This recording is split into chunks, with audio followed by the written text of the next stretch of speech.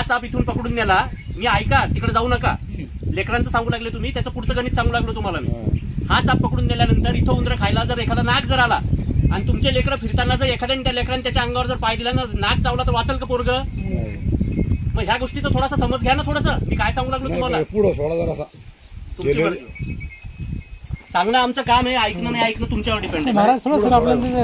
नमस्कार मित्रांनो, परत एकदा स्वागत आहे तुमचं माझ्या युट्यूब चॅनलमध्ये. आज आपण आलो आहे सुनील मापारी साहेबांच्या गोठ्यावर. त्यांच्या गोठ्याच्या इथे एक साप निघाला आहे.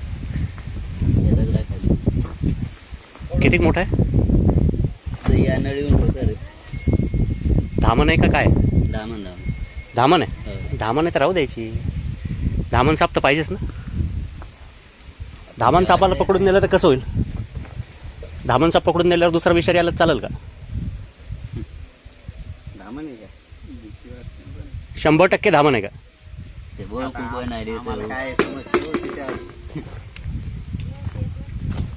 सापाचा रंग कोणता आहे? काळा. ते खाली बीळ वगैरे असेल तर सापडणार नाही तो.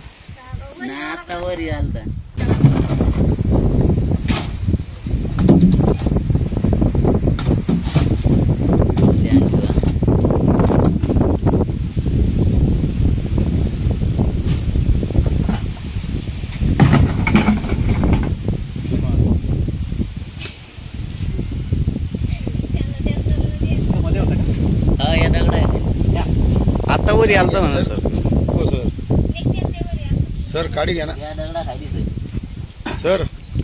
काडीच काम नाही ना.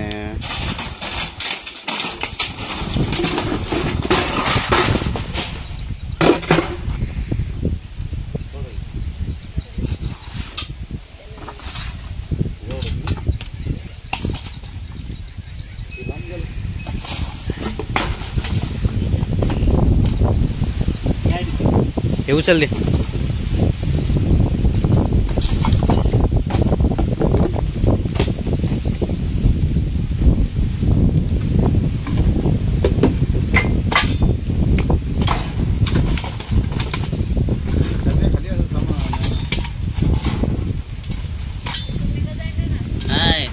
त्या खोक्याजवळ आणि गजा या दगडा खालीच होता. या दगडाच्या मधातून का अमाऊंट काढू लागलं. ज्ञानाचा का?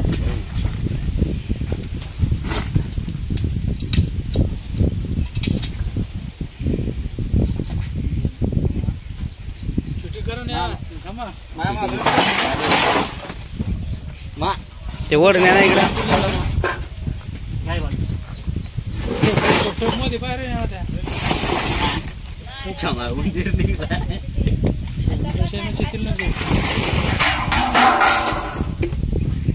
घालणं, त्याच्यावर काडी घालणं एखादी.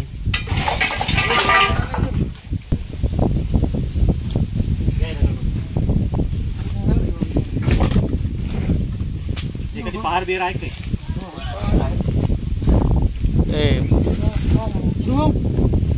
शुभम कालची पहार हाय. आहे सर, आहे सर. सर हे भाई हाय तो चालला सर. घुसा लागला सर त्या हे या मोठ्या दगडाखाली सर. एक मिनिट थांबा. ह्या दगडाखाली आहे सर. इकडच्या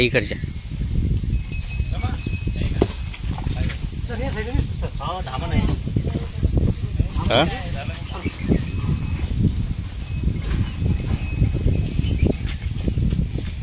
बघू शकता मित्रांनो, हा एक इंडियन रॅट धामण.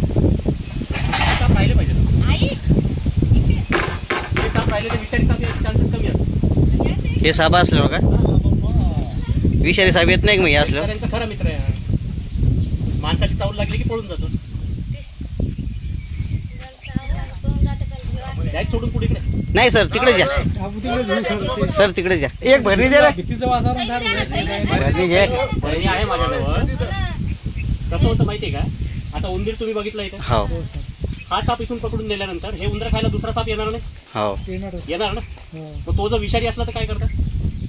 पण भांगड काय सर माहिती का? आता हेच पाहून हे लोक व्यायला लागले. म्हणलं काय सांगू लागलो, ह्याला घेऊन जमत नाही. आता काही करू लागला साप मला.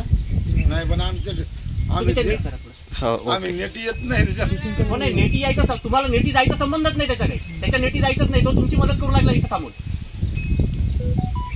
ठेव खाली.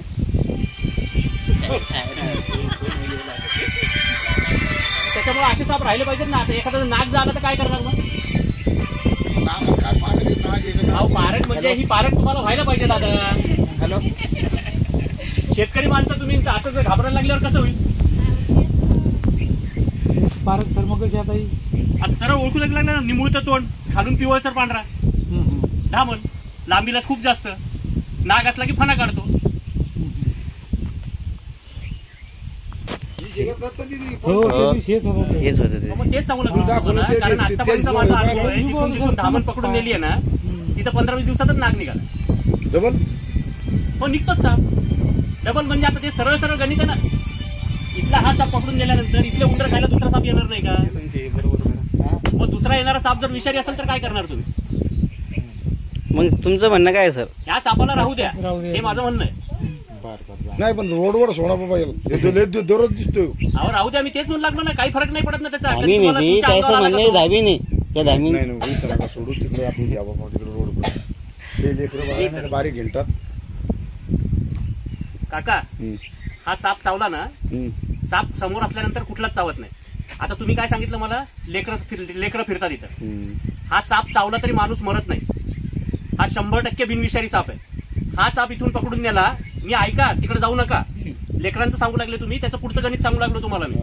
हा साप पकडून नेल्यानंतर इथं उंदरं खायला जर एखादा नाग जर आला आणि तुमचे लेकरं फिरताना जर एखाद्याने त्या लेकरांनी त्याच्या अंगावर जर पाय दिला ना, नाग चावला तर वाचल का पोरग? मग ह्या गोष्टीचा थोडासा समज घ्या ना. थोडंसं मी काय सांगू लागलो तुम्हाला, पुढं सोडा जरा तुमची मर्जी. सांगणं आमचं काम आहे, ऐकणं नाही ऐकणं तुमच्यावर डिपेंड आहे. महाराज थोडं सर आपल्याला समोर सोडूच असं. अहो, नाही, मारायचा संबंधच येत नाही. मला बोलवल्यावर मग मारायचं काय तू विचारायला त्याच्यामध्ये? त्याच्यामुळे तर मारणार बोलवलं नाही आम्ही. म्हणजे मारणारे बोलवा ह्याच्या पुढे. जर तुम्हाला पाप जर करायचं असेल तर मारणारे बोलवा. नाही मारवणार. मी एवढं तुम्हाला समजून सांगू लागलो आणि तुम्ही मला दुसऱ्याच गोष्टी सांगू लागल्या. मी काय सांगू लागलो ते थोडं समजून घ्या ना. हीच धामीने हीच धामीने गजदाच्या पोटावर उभी होती. माणसाच्या चाहूल लागली की पळून जाणार साप आहे. आता इतक्या वेळच्या तुम्ही समोर तुमच्या अंगावर आला का? असाच साप चावत नाही. जोपर्यंत त्याच्या अंगावर पाय पडत नाही तोपर्यंत कुठला साप चावत नाही. पण जर हे जर तुम्हाला समजूनच घ्यायचं नसेल तर नुकसान तुमचं होईल पुढे चालून, माझं नाही होणार. हे मी माझ्या भल्यासाठी नाही सांगू लागलो,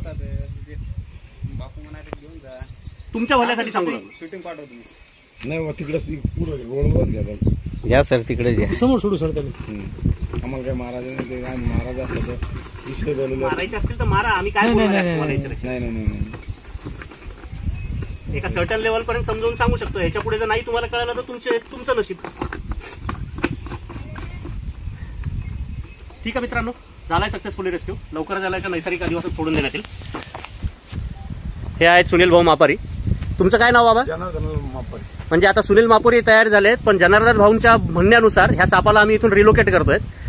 फक्त मी जे सांगितलं ह्या गोष्टीची थोडीशी काळजी घ्या. पुढचा येणारा साप विषारी असू शकतो आणि असाही कुठलाही साप जो आहे तो समोर असल्यानंतर चावत नाही. जर त्याच्या अंगावर जर पाय पडला तर साप 100% चावणार. तेवढ्या गोष्टीची काळजी घ्या आणि सुरक्षित राहा. धन्यवाद. हे मित्रांनो धामण सुनील मापारी यांच्या गोठ्यावरनं रेस्क्यू केलेली. बरंच समजावलं त्यांना, पण ऐकण्याच्या तयारीत नसल्यामुळे त्या सापाला तिथून रिलोकेट करायला लागतं. बिनविषारी असलेला धामण साप, बऱ्याच मोठ्या साईजचा, जवळपास एक 6-6.5 फुटाच्या आसपास लेंथ असेल. बिनविषारी साप धामण, इंडियन रॅट स्नेक. ये पुढे.